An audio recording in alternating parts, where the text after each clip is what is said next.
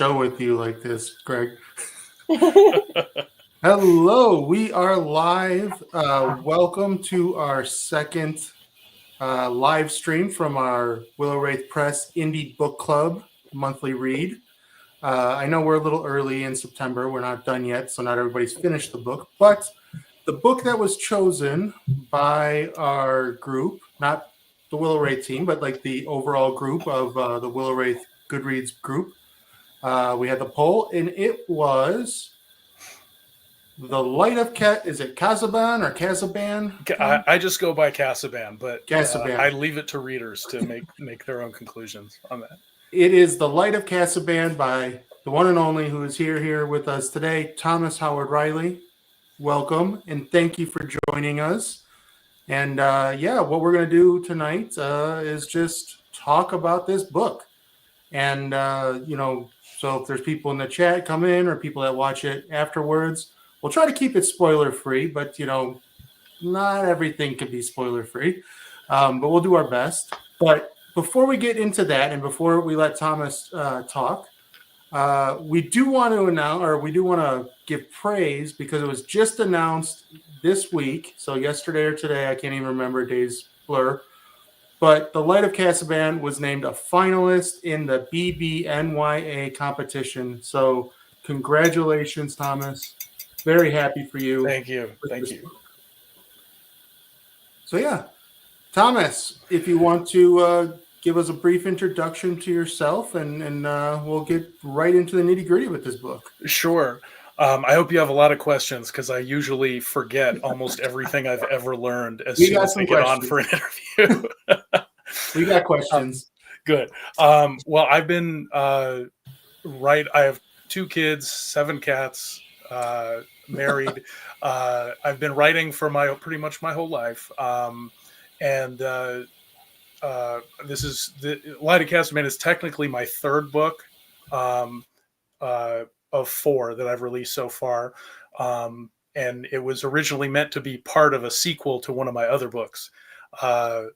But it ended up demanding to have its own space that made it too big to fit into that book. So I decided to make it its kind of its own thing. So we'll get to that because I'm assuming it's the surprise character that shows up. Oh, there is a cameo, yeah. So, we'll get to that. So before we get into the book itself, we see some people here. So Alex, hello. Hey, Alex. Mr. Nick. Nick. He's booing I me. hope you're watching inside your car right now. Yeah, please be. Alex says congrats for the thing. Thank you. And Alex. Nick said the same. Oh, hey, Lucas is here. Hey, Lucas. Thanks for joining. All right.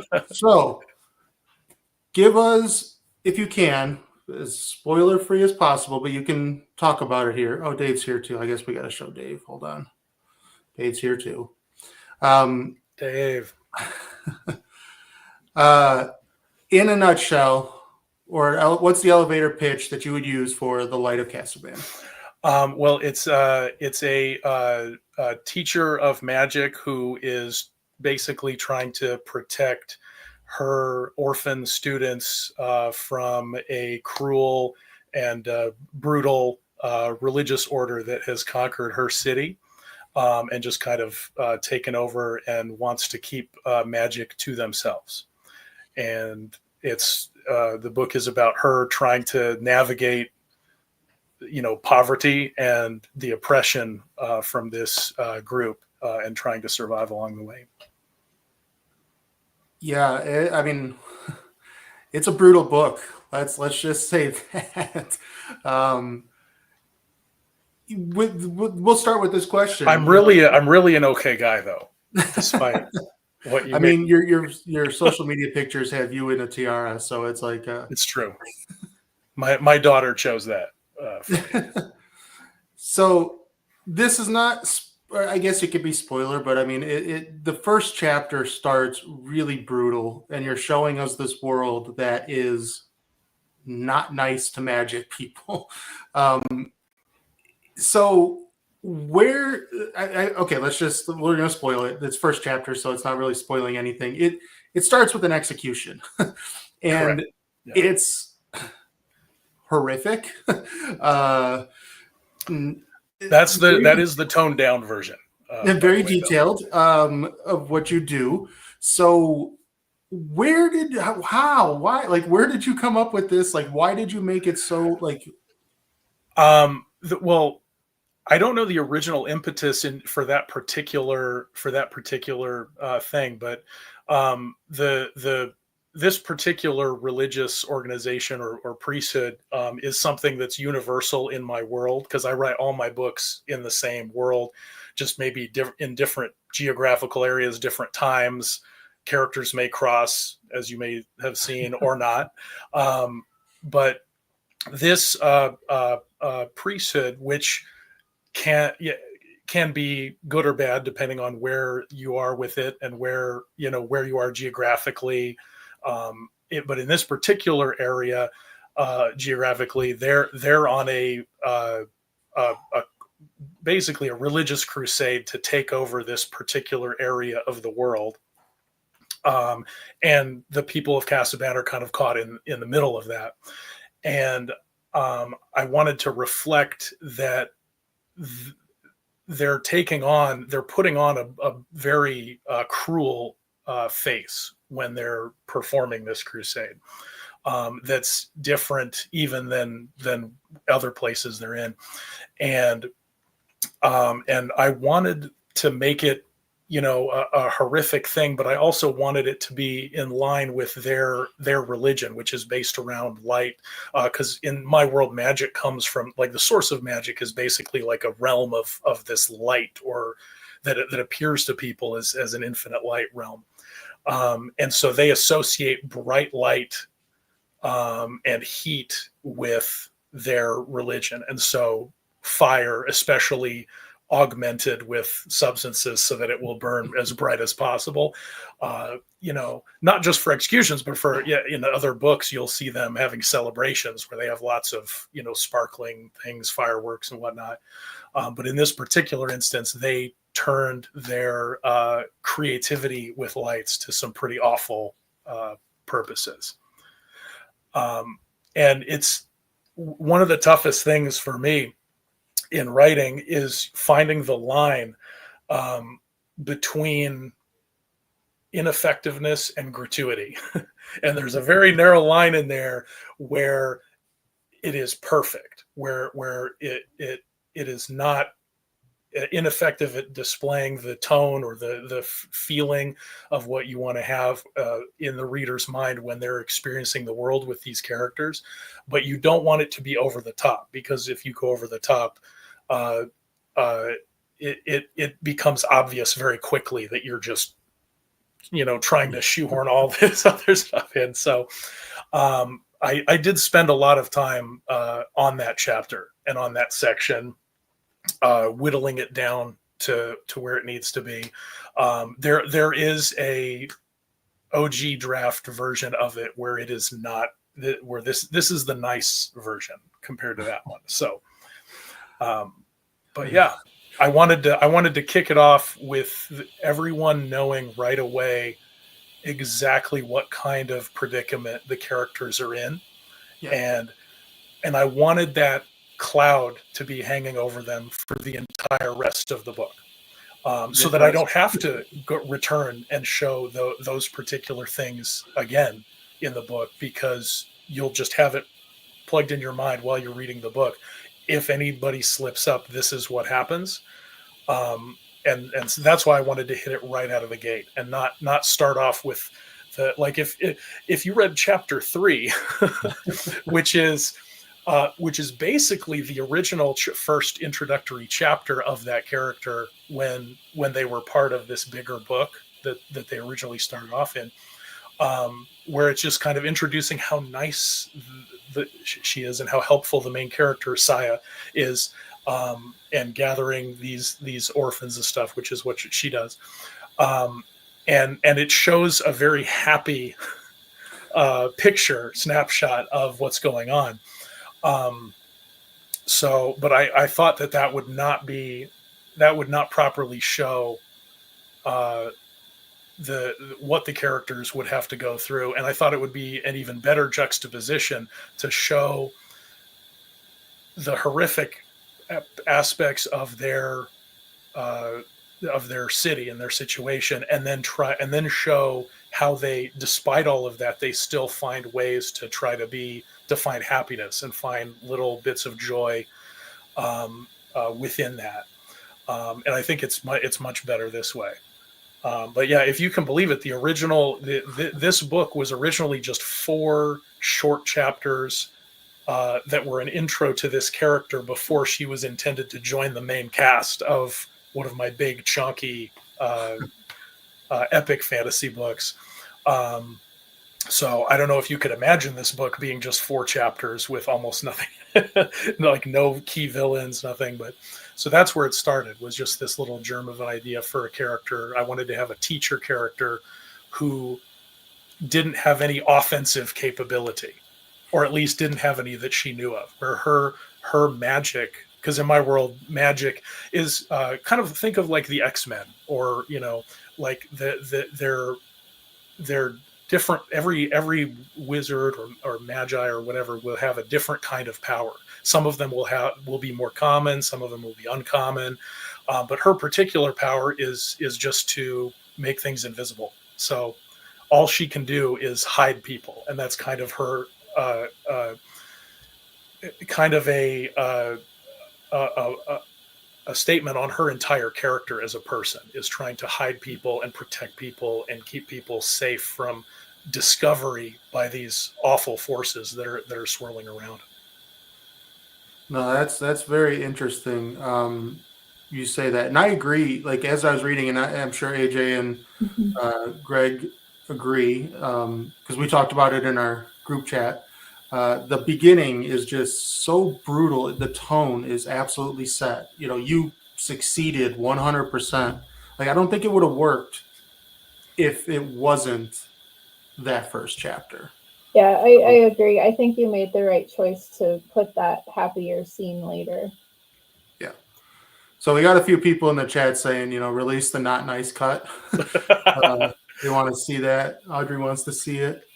Dave's being a smartass as usual. Got a bunch of mine. And Nick has a good comment here. The Light of Kasaban, them kids edition.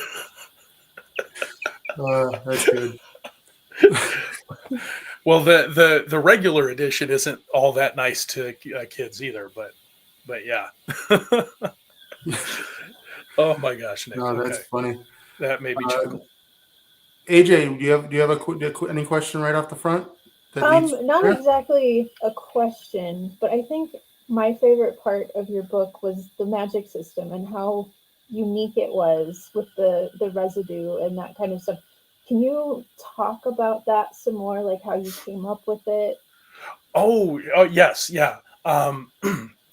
Yeah, so my magic system is kind of a 3-tier magic system. There's the magic itself that people have. Then there's, the kind of ambiguous source where magic comes from that doesn't really feature in this book. But then there's also the magic tracking and tracing aspect of it.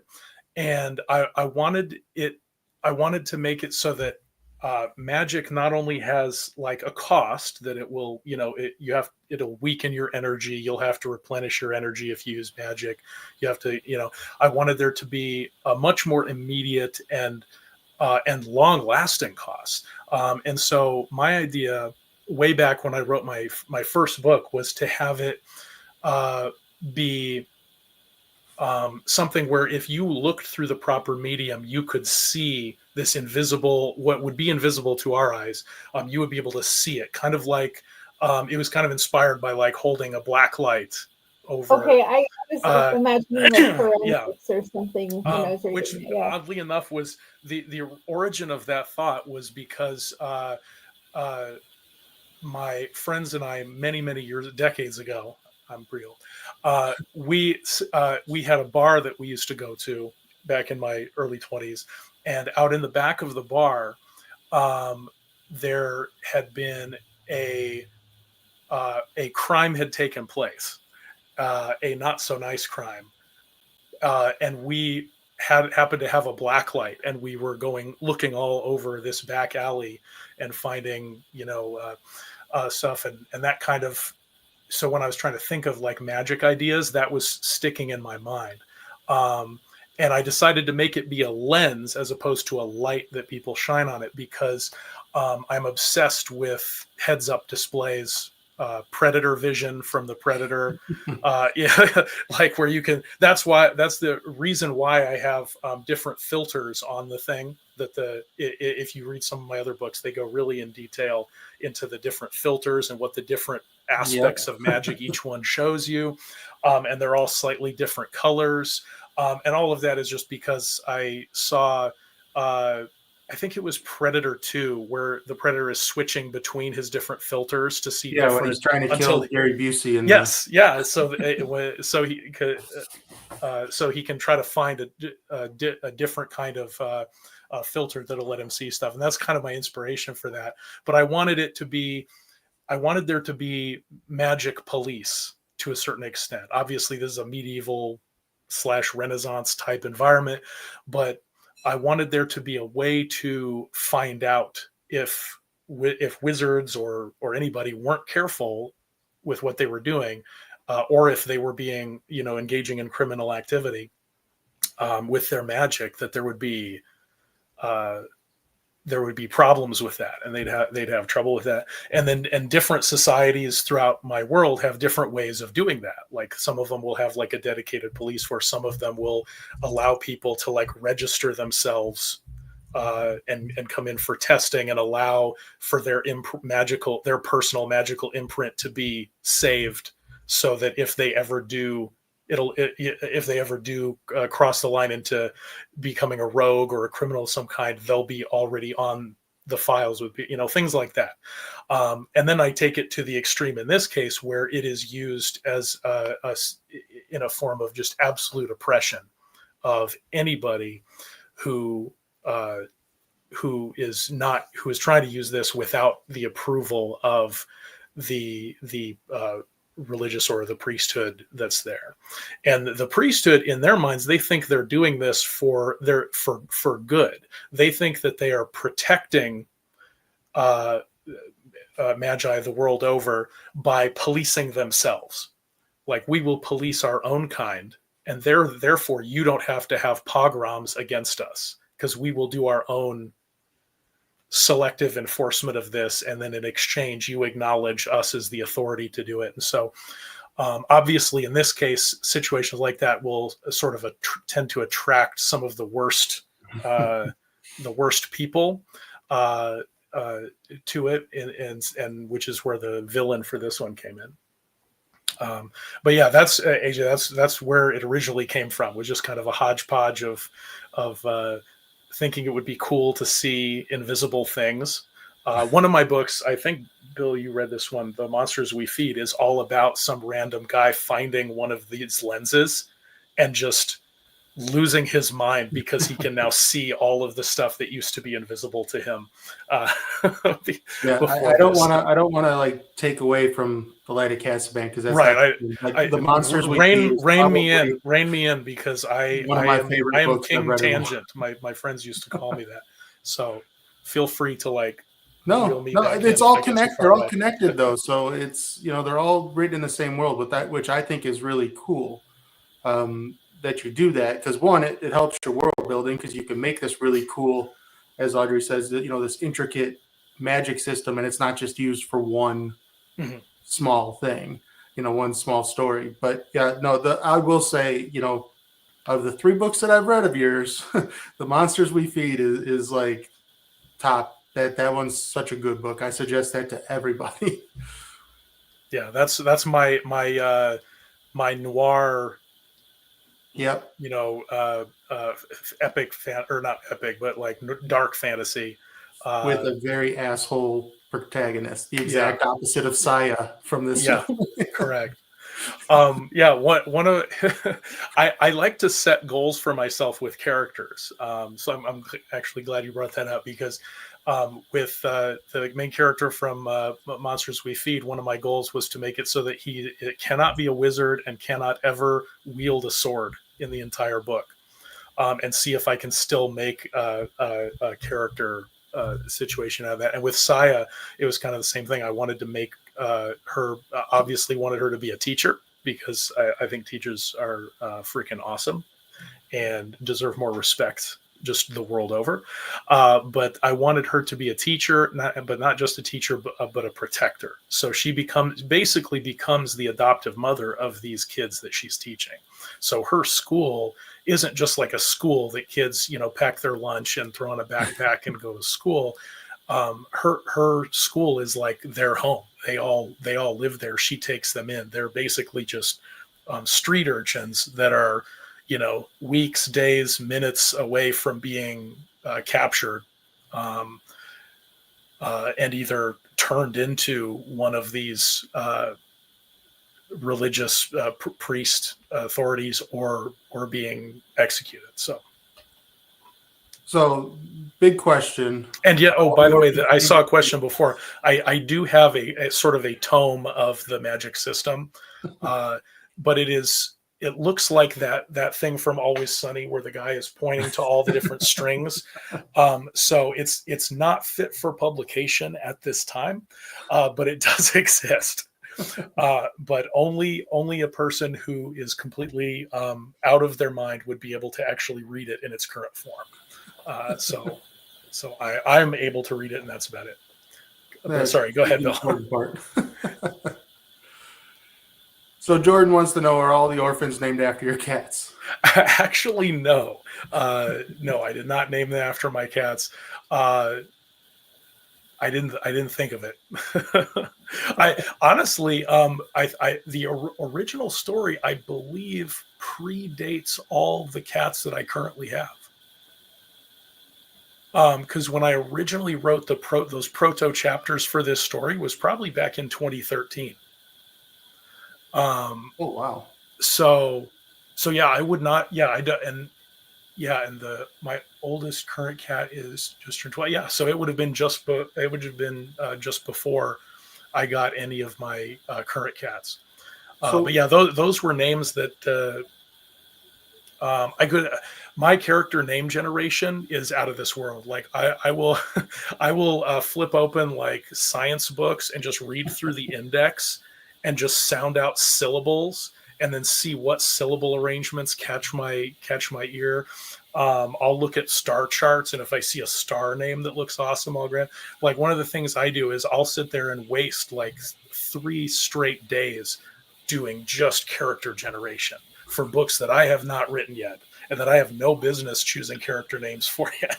But well, I saw on your website, which is linked in the description below, you have like all these names of like war heroes and historians and stuff like that. Yes, yeah, I have. And that's just the tip of the iceberg for lore as well. Yeah, I do have a lot of lore stuff taken in. But yeah, no, they're not named after my cats. I couldn't tell you where any of their particular names came from, but they are pretty much the names that I had originally.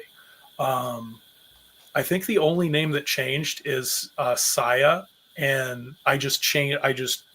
Her name was similar to that, but I changed it to be the way it was because it felt more like her character. The way I had like I have synesthesia. I don't know if you know what that is, but letters have like colors and text and textures to me that apparently other people can't see, or at least can't see the same way I do. And so character names are really important to me from the aspect that I don't just hear character names or see character names, but I feel them. And so if a character name doesn't feel right for their personality, it has to change or has to be modified. And on the reverse of that, sometimes if I pick a character name, sometimes their name, the spelling of their name will start to inform their personality in my writing. which is super weird. I know it I sounds think like it's I'm really cool. I mean, I'm coming out of a fascinated. padded room, This is really cool. but yeah, so character names are probably more important to me than the average bear, just because of that and how it is both impacts and is impacted by my writing process. Huh. So Audrey wants to know, what color is Thursday? Thursday itself does not have a color, but each of the letters in Thursday have their own color. That's interesting. I actually met another person who had that particular form of synesthesia, because I guess there's like 20 different kinds, and some people have one. Some people, I think I have like 4 or 5. Some people hear a sound and they taste something. I don't have that one, but I did meet another guy who had the same one, where he saw letters and numbers had colors, and we argued for a long time about whose colors were the right colors, and we could not agree. Because I can't see that. I see them the way that you see just whatever's in front of your eyes. I don't like consciously plug in the colors or the textures or whatever. It's hard to explain. We could probably do a whole podcast just talking about the weirdness of that. But So how? I mean, T is like a bright, shiny silver white color. So I'll just do that. It's very cool, but like, does that affect you like when you're reading? Well, I mean, sort of, yeah, a little bit. It also makes it easier to memorize things. It was easier to learn how to spell and how to do math, because I kind of had my own built-in, like, what do they call it? Like a palace, memory palace or whatever. One of those tricks they use to help you memorize things. Because when I think of a word, I also see the color panel spreading out of the letters in that word. And so it like extra helps to remember things. So I see whenever I'm looking at this, like I'm reading your guys' names and I see the colors there, but it doesn't like affect me. It's just something that happens the way that, interesting. Yeah. Yeah, I can only imagine reading, We Break Immortals, and you're seeing like every word, every letter has color. Yeah. I mean, think of it like you're living your life looking through an infrared scope. Like, you don't choose to see the things the way you see them through that scope. They just appear to you that way, and you just acclimate to it. I think I was about 30 years old before I realized that didn't happen to normal people.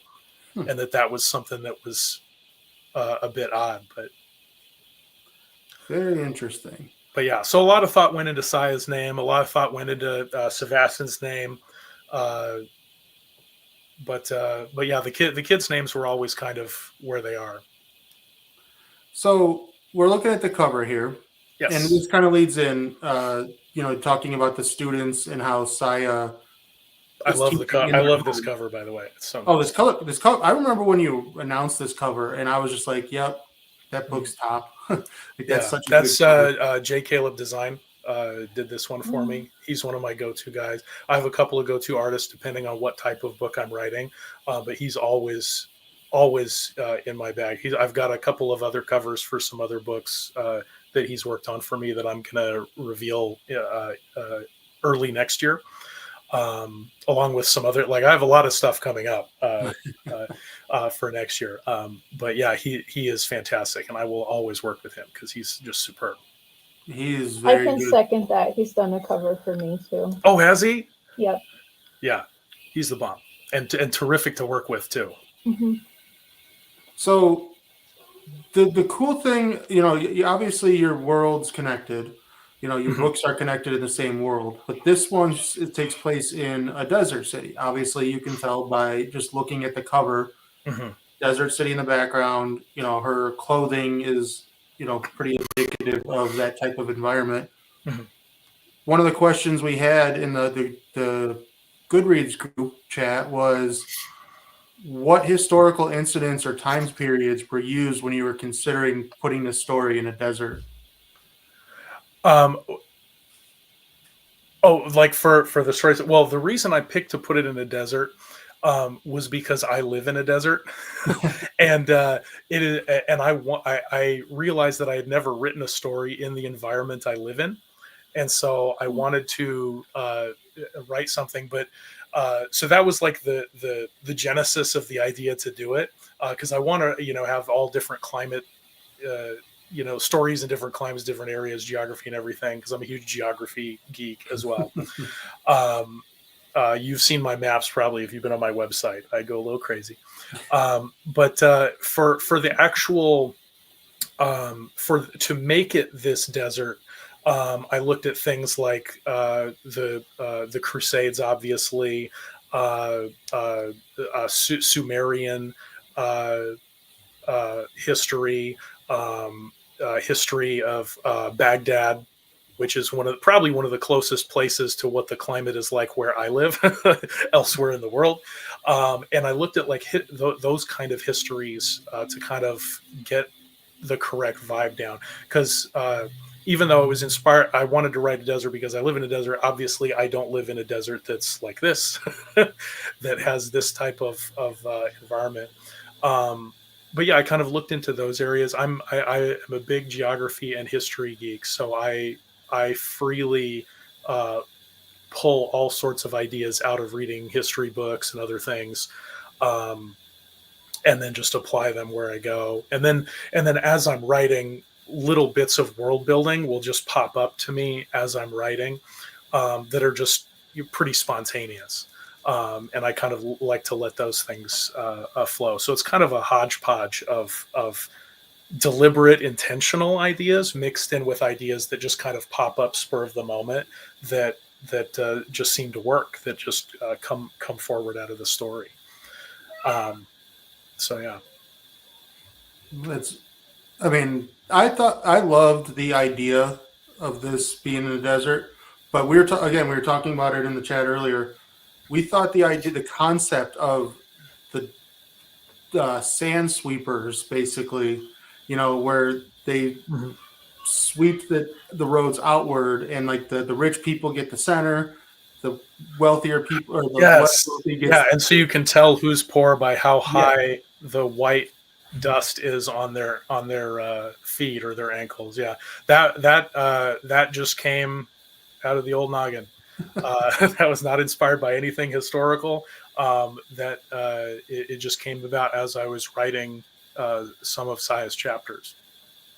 Yeah, it's just a cool idea. Like we were just saying, like how the small things are always cool. Like, it gives a good insight into an author's mind, is those small details.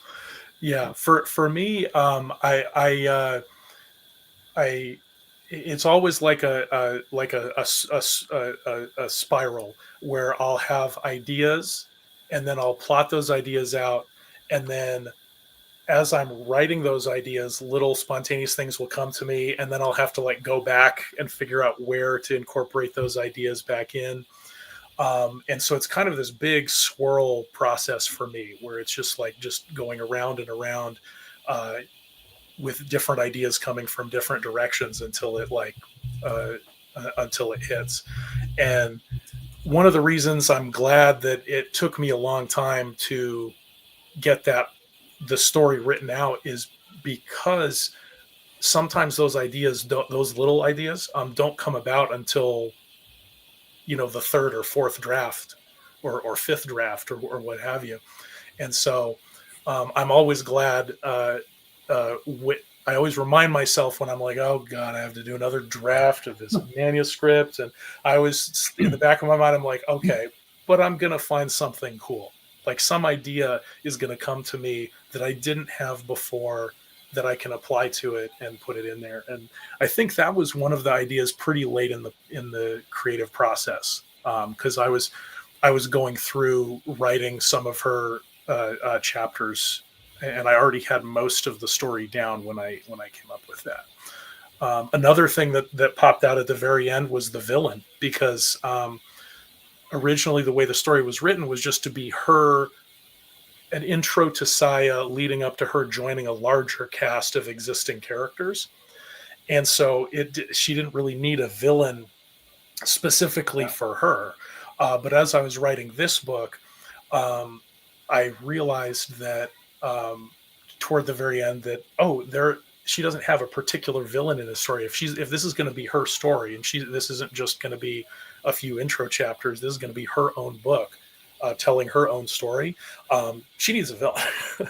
There needs to be some, and so Carta is someone that came out of. I wanted to like shake the feeling of oppressiveness and cruelness and brutality. I wanted to just squeeze that and like in a juicer and just get the distilled most like core version of that, and then just put that into a character and make that a character to have a person to represent this oppressive force that's hanging over her head.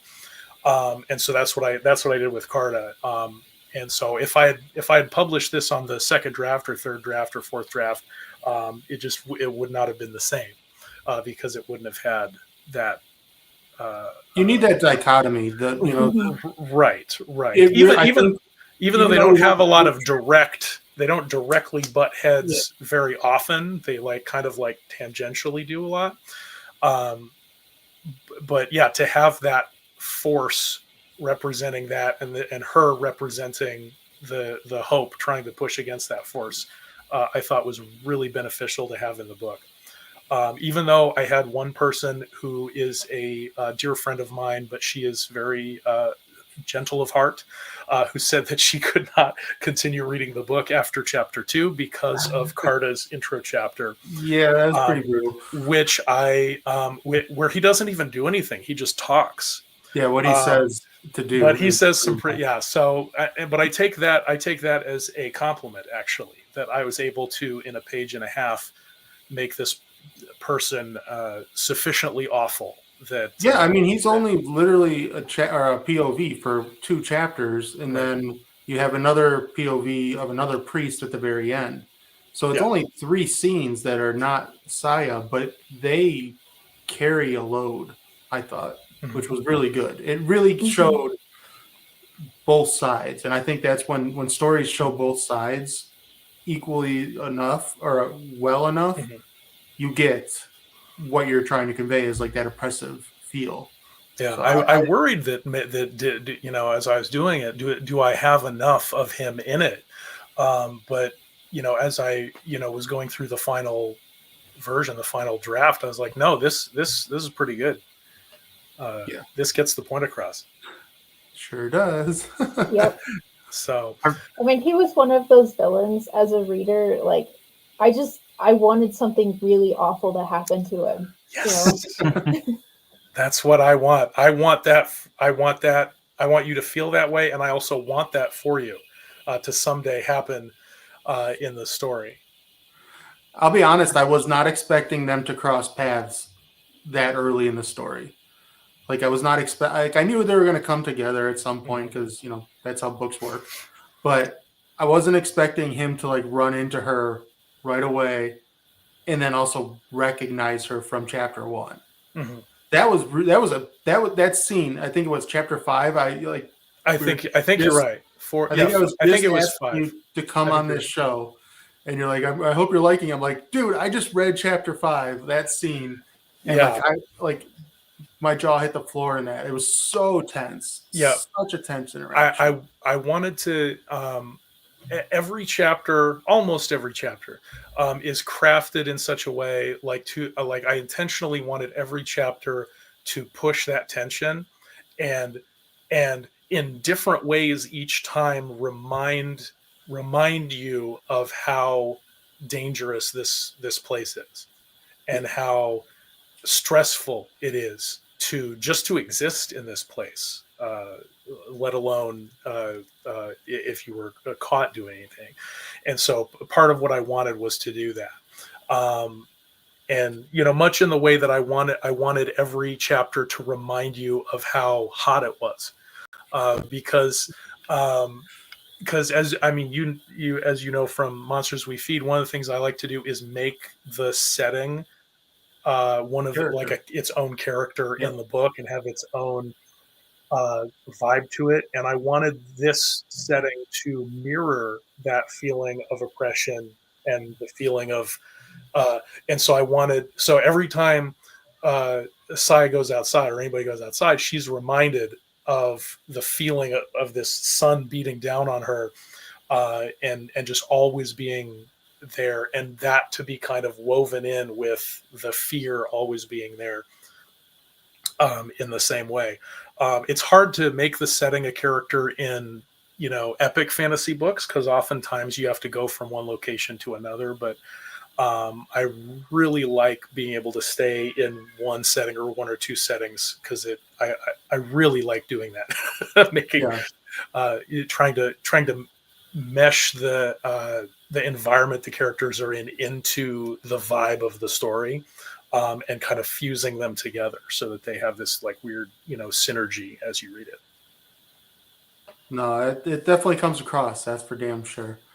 Okay, so we're gonna talk about a cameo that we mentioned, but you kind of the character's name is Aaron. Aaron. Aaron, yeah, it's Aaron. just Aaron or Aaron. You Aaron. can pronounce it either way. So when I saw him come on page, I've started We Break Immortals, but haven't finished it. But I was like, yep, that's from that book. And so you kind of already alluded to it. You said it because this was supposed to be in the sequel. So I guess with that knowledge now about Saya was supposed to be in the sequel, was Aaron going to have a bigger role in Saya's story? Because in here he pops in and does something and then just kind of dances away. And it's funny because there's a chapter in the existing sequel draft that I'm working on, that is that meeting from his perspective. Oh. So which I don't normally like to do. If I'm going to do juggling scenes, I like to have characters reacting to different moments within things. I don't usually like to show, the same exact event from both sides. But I thought it was important to do in their case. And in this case, it didn't end up mattering because her part of it is in her own book. So the part that matters for her is in her own book, and the part that matters for him will be in his book.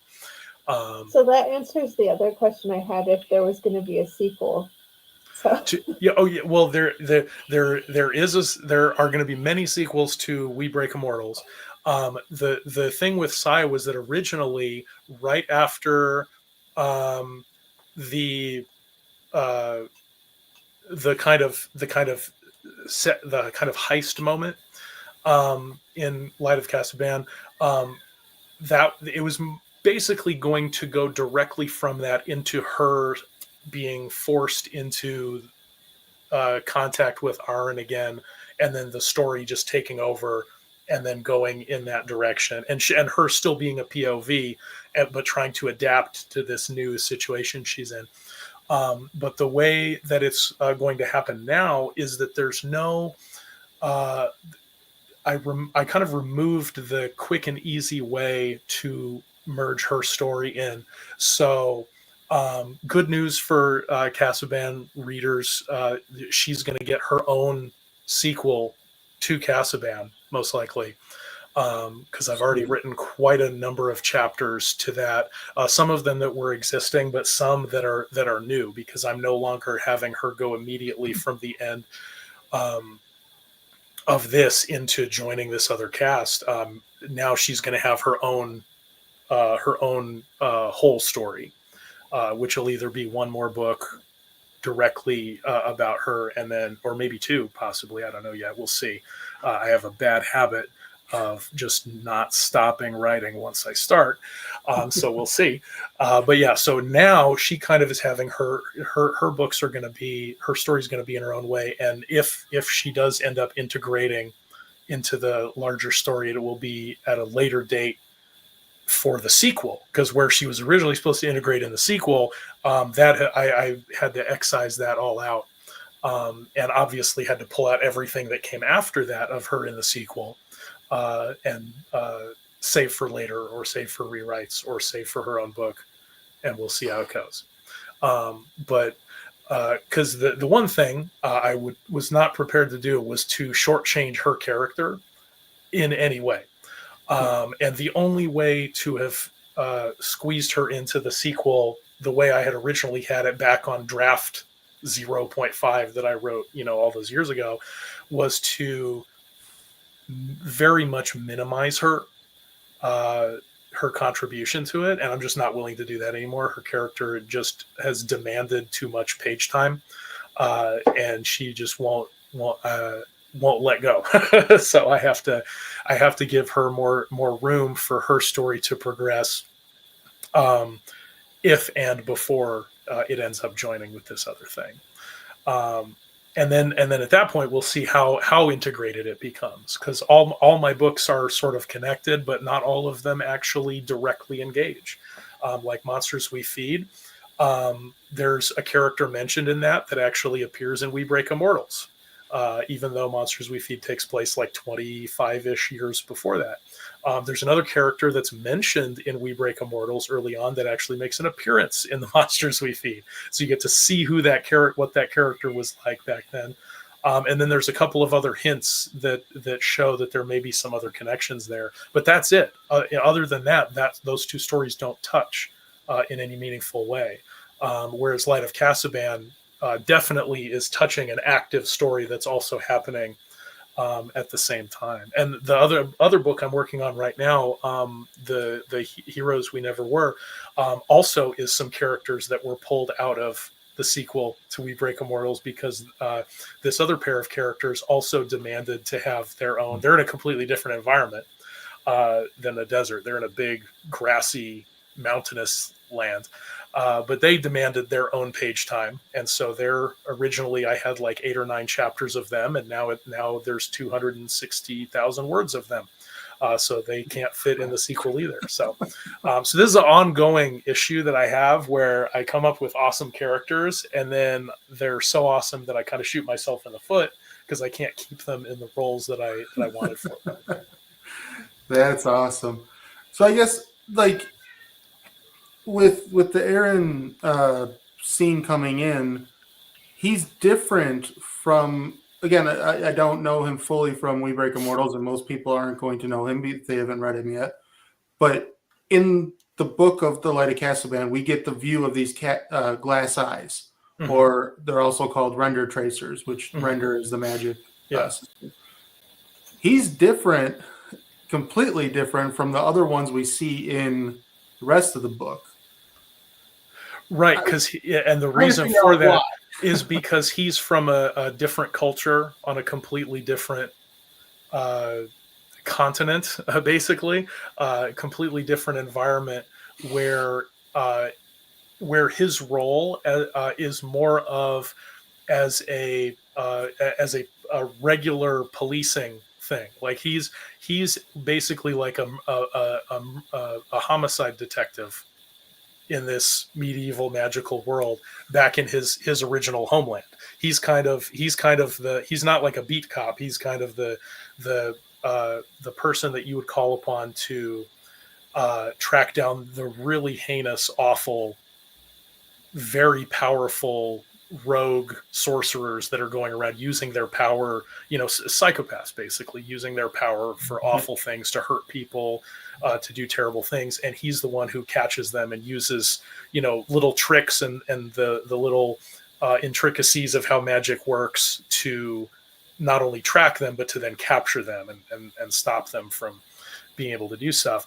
But he comes from a society where there are people who are freely allowed to walk around with magic, because they, register themselves or make themselves known or pay a certain fee or whatever, and go through a process where it would make it very prohibitive for them to then become a criminal with their magic, because they're already, they're already known to the authorities. Saya's in a completely opposite environment, where the people who are policing them have no interest in having a functioning society of sorcerers. They want top down, you will be one of us or else. And if you are not one of the people that we feel should be one of us, you also will get the or else. And so it's a completely different environment, because Aaron is in a situation where he's kind of like a very non-religious themed. Like he's just a secular agent of the state that he exists in, the government, the kingdom that he exists in. So he doesn't have any. There's no like driving force of this priesthood in his particular kingdom the way it is in this area. And Saya's area is even worse than most, because the empire, this particular priesthood, they have their own empire where they oddly enough treat people a lot nicer in that empire than they do the people that they are conquering and overtaking. Big surprise. But then there are other kingdoms where there are hybrid situations where this religious force doesn't have the be all end all authority, but they have integrated themselves into it. Like the Heroes We Never Were is a kingdom, involves a kingdom where the king and all of his major lords, each one has a priest as an advisor. And these priests can also be, creepy or not, but they wear completely different clothes. They're completely differently costumed, have a different attitude about things. Some of them are still pretty creepy, awful fellows. But yeah, so it just depends on where things are geographically, and that's why Arryn is different. And on top of that, in Kasaban, they also bring in some glass dogs too, which is something that I came up with just for the priesthood to use in areas where they basically take people who either are insane or kind of become insane because they have to wear the magic lenses at all times, like strapped to their eyes so that they can never. And so these particular people, they basically are just people that the priests will walk around on a leash, more or less, so that they're always looking for traces of magic to go after. So there are different degrees of it. They reminded me of the Chronicles of Riddick. They have those guys with the mask things that kind of say like infrared. That's what it reminded me of a little bit. Yeah, it's kind of like a mm-hmm. Exactly like that. Yeah. So to answer your question, there are different degrees of what one of these render tracers could be. Different cultural aspects of how they can be. Plus, at the beginning of We Break Immortals, Arryn isn't too happy to be around magic people. So some of the things that he goes through in We Break Immortals kind of inform who he is by the time he gets to visit Kasaban and meet Saya, even though they only meet for just a moment in the current way it is. So one of the questions I had, I know we're coming up almost on an hour here, but going back to the kids, the students, one, I think choosing kids and having stuff happen to said kids or certain kids in the end is also showing how brutal this world is. Mm-hmm. But how did you come up with, trying to say this without spoiling anything, what the certain types of magic that they can create, and how did you come up with some of their fates? Well, okay. As far as the magic is concerned, the main, of my 3-tier magic system, kind of the main middle of the road magic part, it basically, I'll explain it to you in a way that we would understand, that I wouldn't explain it in the books, of course. But basically, magic is the ability to kind of temporarily rewrite the code of the universe. So if our world was, Matrix code, something like that, like you would be they would be effectively, through the machinations that I've created, they would be rewriting how things work temporarily, and the stronger you are, the more you can affect something. But also, to a certain extent, you're born with certain skills, and you can and some people are born with certain types of magical skills that they can then practice and maximize, and then other ones are born with a different one that they can practice and maximize or not, and then some are born with multiple different things. Because I was really heavily inspired by X-Men comics because back in the 90s, that was one of my favorite things. I was not a big Avengers fan. In the comic book era in the 90s, I was way into the X-Men, and I was way into the idea of you're born with a power. You could either be born with a power like Wolverine has, where he can rejuvenate, or you can be born with a power where you can move really fast, or you can be born with a power where you can control magnetism. In Saya's situation, she can control light, and so that's kind of where that comes from. And most of the magic users in my world can just make shapes. Like they can, because you have to be able to focus on what you're doing and concentrate to do it. And it's hard to concentrate. Imagine trying to do math in your head while doing a chemistry experiment while you're in a combat scene. That's basically like the amount of focus you have to have in your head to use magic in a duel in my magic system or in a world. You have to, it requires a lot of focus to do that. So most people can only do very simple things or very small things. So there's a lot of characters who can they're trying to make shapes for the first time. They're trying to make spheres. They're trying to make circles and trying to see if they can imbue them with mass or not. Like some characters can make, like a shape, an invisible circular shape, but put mass in it. So if you walk, even though you can't see that shape, if you walk into it, it'll be like walking into a bowling ball. Whereas Saya can't do that. She can make it so that if you walk into that shape, that part of you will become invisible to you, but she can't put mass into it. And so basically the way different magic works is the different pieces of code that you are able to change and how well you're able to change them. So there was a chapter that was in the original version of the story where they do have a long, prolonged period, sort of toward the beginning, where they do talk about what the powers are of the two new boys that Saya brings in to their home, and where they try to learn what extent their abilities are at and how they can do it. Like one of them all he can do is like make a little invisible line that's sharp enough to cut through somebody's pocket so he can steal their silver coins or whatever. But that's it, because he's just a toddler basically. So a lot of these, because a lot of these students are little kids, they're at all different, developmental levels in how their magic is. So some of them Saya barely has to teach at all. Like Radir, the oldest one, she barely has to teach him anything because he's proficient enough where he can do self practice with his stuff. Whereas there are other characters the little kids who can barely do anything that she's having to try to,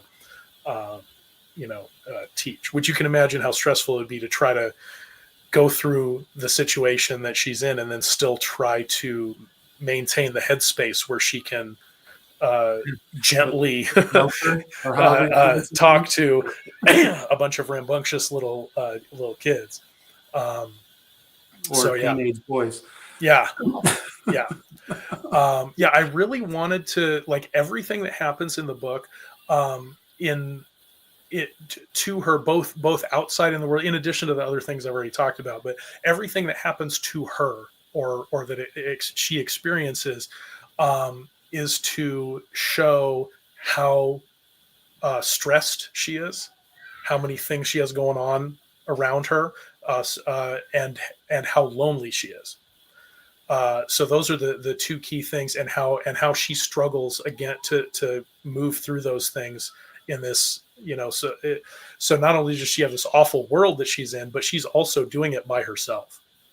And how old is she? And she, I don't think I ever got that. she's I basically like 18.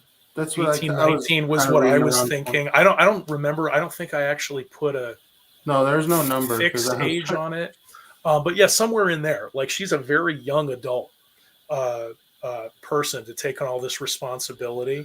And part of my inspiration for that was there was this TV show called that's totally not fantasy at all. It's called Shameless, which was a Showtime show about this family of just awful people, not all, some of them are very nice, but they're like trying to navigate this world where they are in this impoverished state and everything is always happening all the time. Everything, like what any parent would have to go through. Where everything in the world is happening to you and you're trying to still take care of business even though everything's going wrong.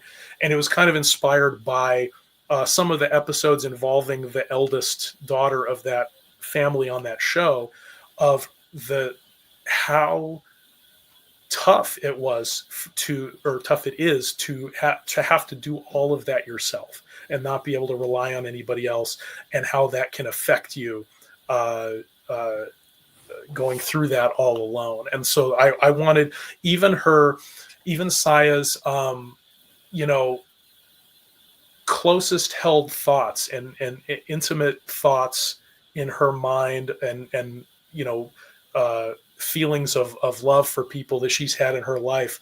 I wanted those moments, even those moments can't escape the stress and the fear that's overcoming. And I really wanted to hammer home that she is fighting against literally everything all by herself, to kind of showcase how good a job she's doing of navigating that, and how while you're juggling all these things in your mind, just one little mistake is all it takes to do it. So yeah, that's kind of that. Yeah, she was even sort of facing off against herself, Mm-hmm. one of based on some of the decisions she made, the ending might not have gone the way it did necessarily. So it was, I think it was really well done. One thing that the novel did fantastically, we were talking about the oppressors and the priests, but you had multiple layers when you say that she was sort of, it was her against everything. It was the entire class system and the, the people, I don't remember what the term you had for them are, but the barons, not the barons. It was exarchs. No, it was the for the people of Kasaban, unrelated to the priests, the kind of gangsters. Mafia, the Warren bosses. Warren bosses. Yeah. I couldn't remember the term for it, but that whole underbelly element also being an extra pressure that just kind of made the world feel lived in. I thought it was very well done. So a lot of moving pieces to that story. In a small page count, there's a lot in here for sure. I do like to try to weave things, a lot of different things in to stories. So I'm really glad that it worked. That it came off in a satisfactory way that people are resonating with. So we're at an hour here. Does anybody have any last questions for Thomas? I've got time, so I'll take as many questions as you want. I've got some from the Goodreads thread, and you've already answered some of this, but so this is from author Nick Betts. He wanted to know if you intend to continue Saya's story, which you've already said yes. And yep. She's got her own sequel, independent. His second question was Kasaban seemed to give off major Assassin's Creed vibes, especially the high-level organization of priests. Was there any influence from Assassin's Creed in the story itself? I will say that the way I imagine it in my head when I'm thinking of the city is very much the way the OG original Assassin's Creed looks visually. So that was heavily working in my mind. The plot elements, not really, but like the way I envision it, still to this day in my head, is very similar to the way it looks in those the original game. That's awesome. And then from Matthew, you already answered most of the stuff in his thread, but he wanted to know if you have any musical influences when you write. I always am listening to music when I'm writing. Mostly instrumental stuff, but not always. It kind of depends on how instrumental a particular vocalist's vocals are. But I have a couple of go-tos that I always go to. There's a composer named Greg Dombrowski, who does a lot of sound. Basically, his albums are like soundtracks to movies that don't exist. They're very brilliant. There's another guy, Joe Blankenberg, who does kind of the same thing. 12 Titans music. I also like to listen to a lot of score composers like James Horner. A lot of his scores. I can't do his most famous ones. I can't listen to Titanic or Braveheart while I'm writing because I can't disassociate those from those particular movies. But some of his lesser known works that are exceptionally well composed, I can listen to those. I'm also big into German techno industrial bands of the early 90s. So I have a lot of Front 242 and How Job and Frontline Assembly albums that I listen to. Depending, like the Priests, when I'm writing priest scenes, there's a couple of songs from Front 242 from one of their albums back in the early 90s that I listen to every time because it just drags me into a very brutal Warhammer 40K Inquisitor kind of mindset. So there's that. But yeah, I have a whole bunch of different tunes. When I'm editing, I usually like to edit to EDM music, trance, techno type stuff. Just because it helps me stay in the flow of looking for spelling and looking for grammar. But when I'm writing, I love to have sweeping music in my ears. And I'll just pick whatever kind of music fits the tone of the setting or atmosphere or type of scene that I'm doing, or like the intensity rather. And I'll just let it go. And sometimes it's like a soundtrack to what's happening, and it'll actually make the words come out differently than I might otherwise have done it if the music didn't hit crescendos at certain times that it did when I was listening to it. So, but yeah, if I had to pick one that was awesome, that's an awesome person to check out, it would be Greg Dombrowski for sure. Like one of his albums in particular, I go to almost every week, at least once. And it's really cool. There's one other guy. There's a guy named, I think his name is Adam Hurt. He does like cello and music, and it is very cool for vibes when you're writing. I did listen to a lot of that when I was crafting a lot of the quieter moments in Kasaban. I listened to a lot of his music. Interesting. Maybe it might be Hearst. I might be messing it up, but one of those. Question from Lucas. So Last Gasp of Midnight, that's Lumina World too? That is correct. That is in the same universe. And sneak peek, there will be a character who appears in the sequel of We Break Immortals, who is a descendant of someone in that novella or novelette. And there will also be a book that kind of picks up on that story in Last Gasp as well. That'll be kind of its own thing. So that's almost a prequel story to the world of the correct. Rest of the stories. But yeah, Last Gasp takes place chronologically quite a bit before any of these stories. I won't get into spoilers of how far before. Yeah, don't want to spoil that ending. But yeah, everything gets. Yeah, there are a lot of people who do ask how is there going to be any story related to a sequel to Last Gasp of Midnight? But I will find a way. I have found a way. It's clear if you've read Last Gasp. It's clear what it will be, but it's a spoiler if you haven't read it. Right. So Chris says he listens to he has different playlists for each scene he's writing. Really helps get in the right headspace. Heck yeah, Chris. Yeah, that's exactly how it is for me. It just zaps me into the headspace, which is really important considering I have 2 little kids now, and all the time that I used to have to like soothe myself into the right headspace for writing, because I had all night every night and all day on the weekends. Now that I don't have that anymore, I need every little bit of help to get into the headspace as quickly as possible as I can get. And music is an awesome way to do that. Greg's dying over there because he's about to have his first. So he's like, I'm going to Are lose you? all. So I guess to piggyback on that question real quick. So the stuff you said, you're more of a non-lyric based listening when you write.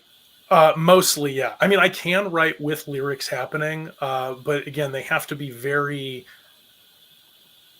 very musical instrument sounding vocal. Like Alice in Chains, I can listen to while and can inspire me while I'm writing.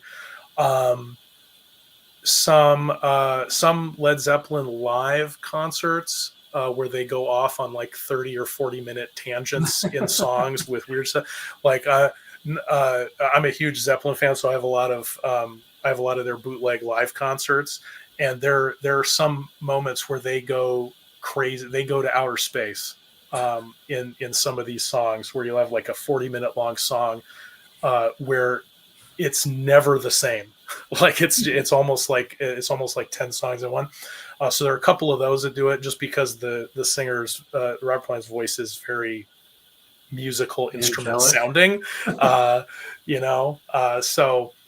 yeah, so I can do bands like that. I can write while listening to other music, but it's a lot harder to get in the zone when the lyrics are more punchy, where they're not as flowing with the music itself, because then they kind of intrude a little bit. But yeah, I mean, I technically have written chapters while listening to podcasts before, so I can do it.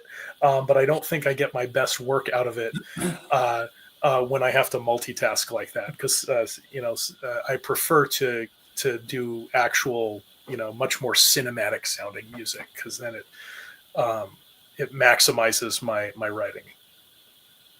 Very cool. AJ, any last questions from you? I don't think I have anything else. Greg? I want to say I do a lot of sort of like strange habits, but I don't know that I'd ever listen to a podcast while I write. It was not something I did because it was something I did because I had to compress a lot of things I needed to do into a short amount of time. But I would not recommend it. It's not visceral reaction. It is the furthest thing from my go-to that I can think of. But I mean, I won't lie. Last week I tried writing while Pete was doing Realm Runners. Yeah, maybe it was 2 weeks ago he was doing Realm Runners, and I was trying to write, and it wasn't happening. That's fair.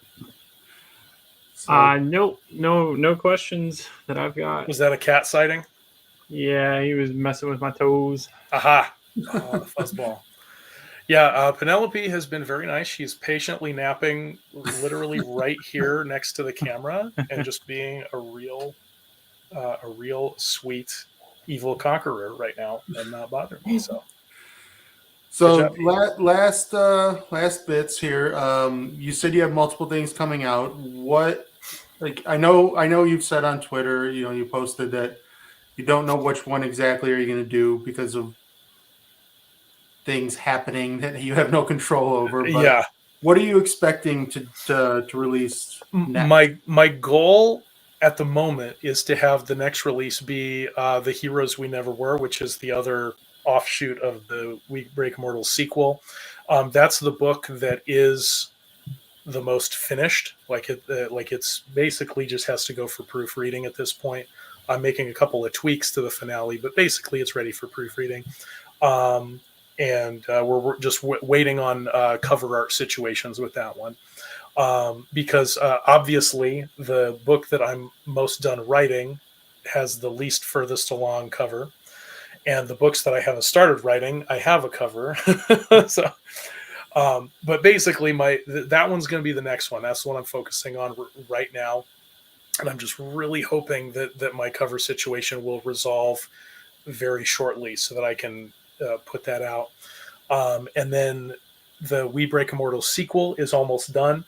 The decision to not try to incorporate Saya into it and hold her off for maybe a further situation is actually going to make that go easier, because it means I'll have more room to properly deal with stuff in that book, because that book's going to be a chonker. It's going to be excessively long.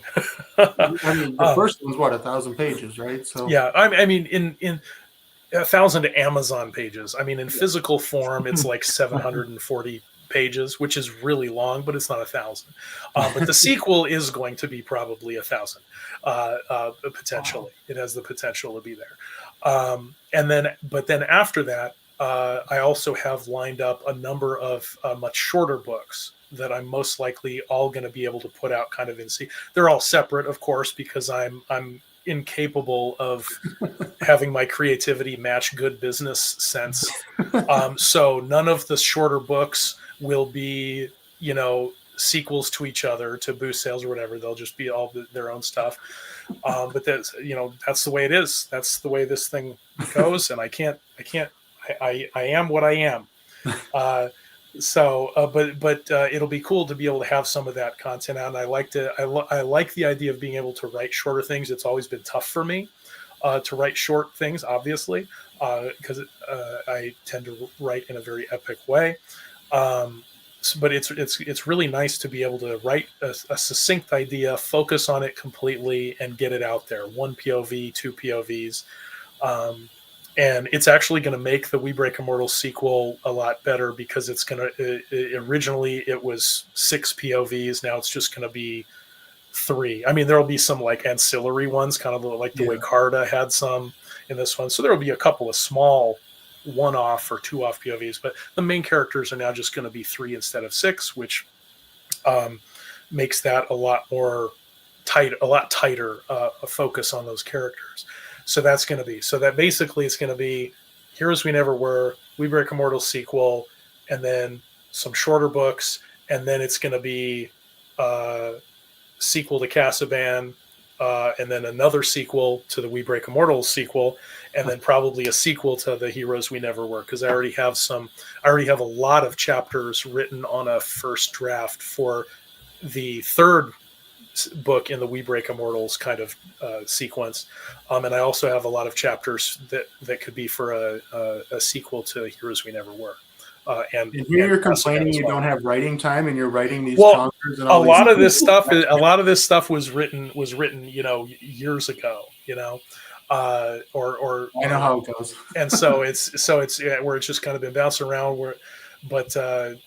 But now I'll be able to perfect it to make it match, the characters and the quality level that I have now. So that'll be nice. So that's my plan, is to get these last 2 pieces of what we're going to be the We Break Immortal sequel out, and then start doing some of these smaller, more interesting things for the rest of the year.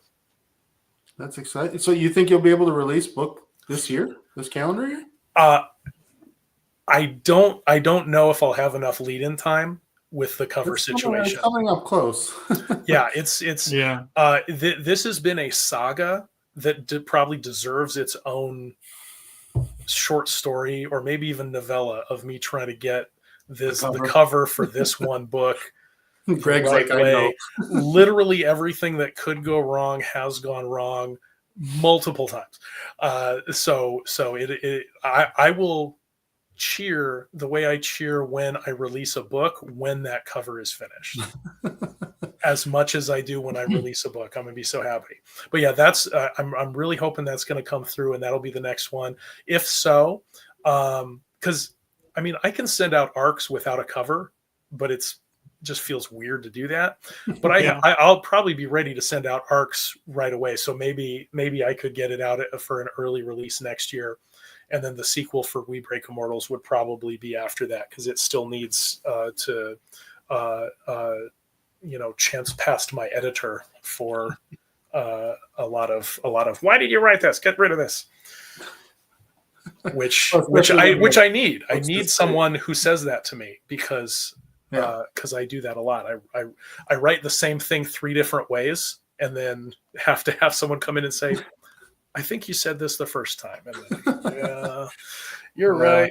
So I need that treatment for that. And then the shorter books after that. But things will be getting back a lot more on a much more focused track because haven't been releasing anything for really significantly for the last couple of years, other than Last Gasp, which is a glorified short story, and then Light of Kasaban, which is only 66,000 words. And that's been my only output for the last 2.5 years because just the kids, life, everything. I hear you. And the kids they just happen to be at the age where together as a team they are they create the most possible mayhem. And Ready need thyself, Greg. and need the most attention, and I obviously want to spend time with them as well. But the eldest is starting to get to the age where he doesn't need me every single second of his life, so I'm able to skate away to do some writing. And I think youngest daughter will get there pretty soon too, because she's already getting up to the point where she does not need help and will not accept any from anyone. So pretty soon I'll have a little bit more flexibility.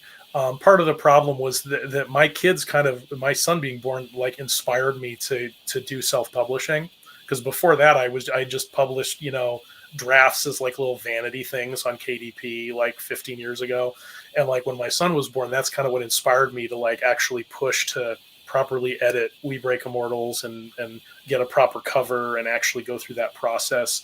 Because it's hard to tell your kids to not give up on your dreams after you gave up on your dreams. But it's a double-edged sword, because they are the inspiration for me going ahead with this and why I'm here right now, why I'm talking to you fine people. They are also the number one obstacle to me actually getting any work done on the writing whatsoever. So it's a mixed bag, but I'm looking forward to having a little bit more free time mixed in now that they're a little older and are a little more self-entertaining and a lot more, Daddy, get out of here. You're not part of this. You're not part of this game. You can't be the robots again. You were the robots last time. Get out of here. So now I think my output will go up just a little bit, which I'm really excited about, because I feel like I haven't been able to, do as much as I used to. And it's been I'm raring to go. I'm ready for the gate to open. I'm ready. Well, I mean, if you release two big chonkers next year, I think that'll be okay. I think you'll be okay. So. Yes, I'm going to be pretty psyched to get those out of there. And I know a lot of people have been waiting for the sequel to We Break Immortals in particular, because it's We Break Immortals times 100. It's just everything's better. Every character that you like is there 10 times more. Everything you like about them is 10 times more. So I'm really excited to get that one up there. Well, that's awesome. And, again, appreciate you jumping on with us. And I know we had a fun time in our group chat talking about the Light of Kasaban. So I really enjoyed AJ coming in and saying, "Hey, let's do this book club," because so far we've had 2 good books in the first 2 months, and I know it's just going to continue. So I'm glad too. This has been awesome. It's been super awesome talking to you guys. Coming on, and again, I know we introduced at the very beginning, but again, congratulations on being named a finalist for Book Blog Novel of the Year Award for The Light of Kasaban. That's really, really cool. So, thank you to everybody in the chat. Greg, AJ, thank you for joining us. Obviously, Thomas, thank you. Thank you guys for stopping by. And awesome. We will talk to you next month. If you haven't joined the Goodreads group that is linked in the description, go ahead. The poll for October's book is live now, so that'll go until the end of this month. So go and pick our next read, so we can do it again next month. So thank you, everybody. We will see you next time. Thank you. Bye. Bye. Let's end it.